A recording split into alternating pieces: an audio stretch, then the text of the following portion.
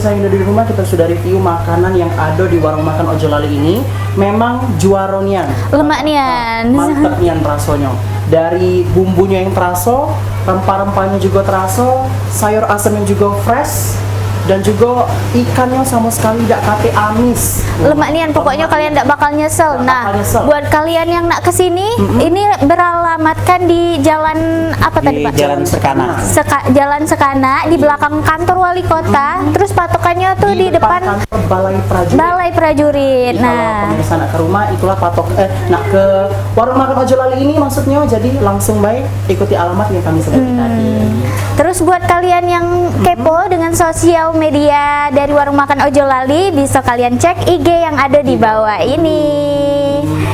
Dengan IG-nya Sambal Pitu Ojo Lali di IG-nya. Jadi langsung baik teman-teman, langsung lihat IG-nya, kepoi dan bisa langsung pesan. Tapi Rora, kalau misalkan nak mager juga pemirsa di rumah, nak keluar, bisa lewat online. Bisa mesen di GrabFood, GoFood maupun ShopeeFood Ado Galo. Jadi langsung baik dicek teman-teman. Oke Rora, memang kami kasih worth it-nya, memang worth it ataupun memang cocok untuk pemirsa di rumah yang nak makan siang, ataupun juga kalau misalkan ada acara hajatan atau acara lainnya untuk pesen makan di warung Ojo Lali ini. Oke Sobat Foodie, sekian, terima kasih kepada Bapak udah kasih kita kesempatan untuk icip-icip dan review makanan yang ada di sini. Ojo Lali ini, Bapak. Mantep nian pokoknya, Pak. Mantep nian pokoknya.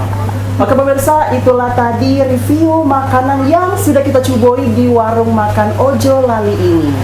Kita bakal balik lagi di program Lemak Nian di episode-episode selanjutnya yang bakal kasih tahu ke pemirsa yang ada di rumah review dan juga tempat makanan yang lemak-lemak khususnya di Kota Palembang. Saya Farhan Davisa Putra dan saya Safarora Amelia. Sampai ketemu lagi di episode Lemak Nian selanjutnya. Lemak Nian, kuliner kita raso juaro. Dah.